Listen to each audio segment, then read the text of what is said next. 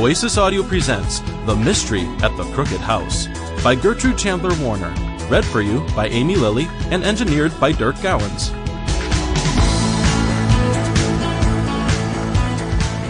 Chapter 1. The Marshmallow Mix-Up. Guess who's helping decorate the tree? Said 6-year-old Benny. Watch came running across the snowy backyard with a popcorn ball in his mouth. Even Watch wants to help the birds.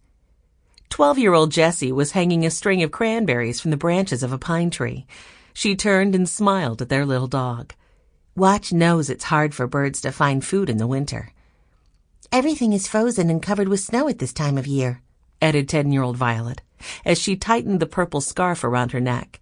Purple was Violet's favorite color, and she almost always wore something purple or violet. Not all birds fly south, added Henry. He took the popcorn ball from Watch and hung it from one of the higher branches. At 14, Henry was the oldest of the Aldens children. Some birds stay where it's cold. They make their homes wherever they can find a warm, dry spot. Benny glanced over his shoulder at their red boxcar. Just like we did. He was thinking back to when they had discovered the old abandoned train car in the woods. Their parents had died, and they were hiding from their grandfather because they thought he was mean. But Grandfather Alden wasn't mean at all. After finding his grandchildren, Grandfather Alden had brought the 4 Aldens and Watch to live with him in his big white house on the edge of the town of Greenfield, Connecticut. And when he realized how much they missed the boxcar, Grandfather Alden had given their old home a special place in his backyard. Now the Aldens often used the boxcar as a clubhouse.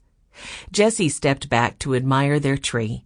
She clapped her mittened hands together and said, "What a feast the birds will have."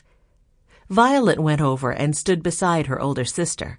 The tree was quite a sight, with its decorations of popcorn balls, apple rings, loops of red cranberries and unshelled peanuts, corn on the cob, and little mesh bags of suet. Everything was tied to the branches with brightly colored yarn. "Birds have huge appetites," Violet said softly. "Even a tiny hummingbird eats every 10 minutes or so." Benny grinned. "No wonder they hum. They must be very happy birds." They all laughed. The youngest Alden was always hungry. "I'll bet we'll soon have lots of visitors," remarked Henry. Benny was stomping his feet to keep them warm. He had a look of concern on his face. "But what if the birds don't spot our tree?" "Don't worry, Benny," said Violet. "The chickadees will find it. Other birds hang around chickadees because they're such good food finders."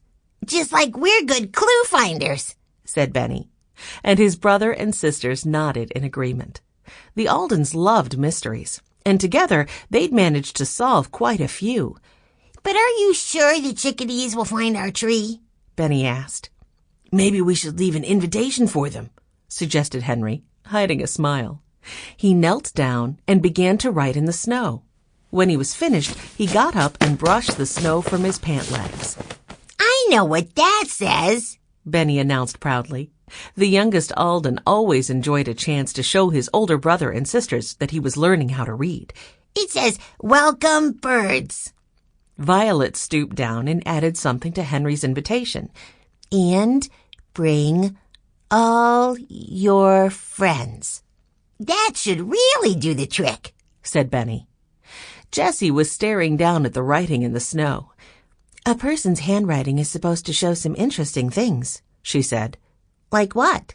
asked Violet. "Well, Henry's handwriting slants to the right a bit," said Jessie, who had been reading a book on handwriting.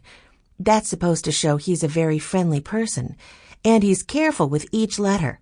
I can tell he's probably a hard worker, too." "Jessie's right, Henry," said Violet. "You are a hard worker, and you're always friendly to everyone." Henry looked pleased. "What about Violet's handwriting?" he asked. Jessie took another look. "Well, I can see some fancy swirls. That's a sign of a person who's artistic, and helpful, too," Jessie concluded. "You do like to draw pictures, Violet," observed Benny. "And you're good at it," he added. Just then the back door of the house opened. Mrs. McGregor came out carrying a tray. There were 4 cups of steaming hot chocolate. Sample complete. Ready to continue?